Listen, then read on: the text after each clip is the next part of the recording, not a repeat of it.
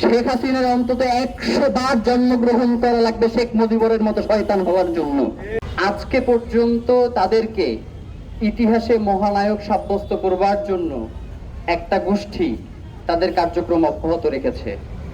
জুলাই পরবর্তী সময়ে বাংলাদেশে আমরা প্রত্যাশা করেছিলাম যে অন্তত ইতিহাসের যে সত্য ঘটনাগুলো সেগুলোকে আস্তে আস্তে করে সামনে নিয়ে আসা হবে, কিন্তু অত্যন্ত ব্যর্থতার বিষয় হচ্ছে যে আজকে ইনকিলাব মঞ্চ ব্যতীত কেউ আজকের এই দিনে এমন একটা আয়োজন করে নাই। দেখেন, রক্ষী বাহিনী তার যে নির্মমতা কতদূর ছিল সেটা যদি আমরা একটু দুই একটা ঘটনা শুনি তাহলে আপনারা বুঝবেন। আহমেদ মুসা তার ইতিহাসের কাঠগড়ায় আওয়ামী লীগ বইতে লিখছেন যে বাবার সামনে ছেলেকে গুলি করে হত্যা করা হয়েছে।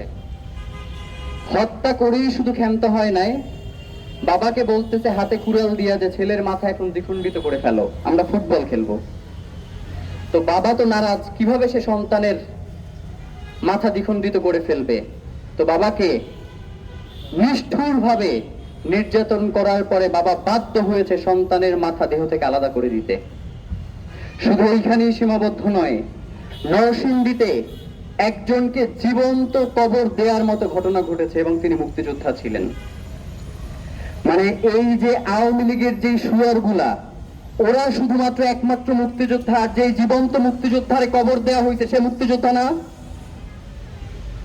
আপনি ভাবেন, গ্রামের পর গ্রাম এখন যেইভাবে বলে না যে রাজাকার অমুক তমুক বিভিন্ন ট্যাগ দেওয়ার চেষ্টা করে, তখন অমুক ঘরে জাসদ আছে কিনা, অমুক এলাকায় জাসদ আছে কিনা, অমুক এলাকায় বিরোধী মতের লোকজন আছে কিনা, এই প্রোপাগান্ডা ছড়িয়ে ওই এলাকাকে ঘেরাও দিয়ে ওই এলাকার নারীদেরকে গণহারে ধর্ষণ করা হয়েছে এবং পুরুষদেরকে হত্যা করার মতো ঘটনা ঘটেছে।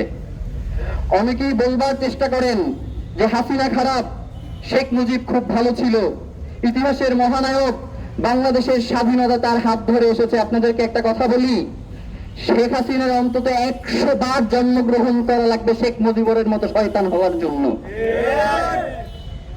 ৭৫ মানে আমাদের কাছে খুবই একটা আশ্চর্য বিষয় যে ৭১-এর পর ৭৫, মাঝখানে 3 বছর আর কোথাও নাই, ইতিহাসের কোনো জায়গায় নাই। এই বাংলাদেশে প্রথম ভোট চুরির রাজনীতি শুরু করেছে শেখ মুজিব। এই বাংলাদেশে গণমানুষের অধিকার কেড়ে নেওয়া শুরু করেছে শেখ মুজিব। এই বাংলাদেশে সংবাদপত্রের উপরে যে নিষেধাজ্ঞা সেইটা প্রথম আরোপ করেছে শেখ মুজিব। এই বাংলাদেশের রক্ষী বাহিনীর মাধ্যমে অন্তত 30,000 মানুষকে হত্যা করেছে এই শেখ মুজিব এবং তোফায়েলরা। আজকে তাদেরকে মহানায়ক প্রতিপন্ন করবার জন্য যারা চেষ্টা করছে, আমরা তো মনে করি ইতিহাসের কাঠগড়ায় তাদেরকে এখন দাঁড় করানোর সময় এসেছে। জুলাই পরবর্তী বাংলাদেশে আমরা যদি এই রক্ষী বাহিনীর তল্পি বাহকদেরকে আসামির কাঠগড়ায় দাঁড় করাইতে না পারি, তাহলে আগামীর বাংলাদেশে আরেকটা যে রক্ষী বাহিনীর মতো বাহিনী গঠন করে বাংলাদেশের মানুষকে, জনসাধারণকে তার অধিকার থেকে বঞ্চিত করা হবে না, সেই আশঙ্কা মুক্ত না আমরা।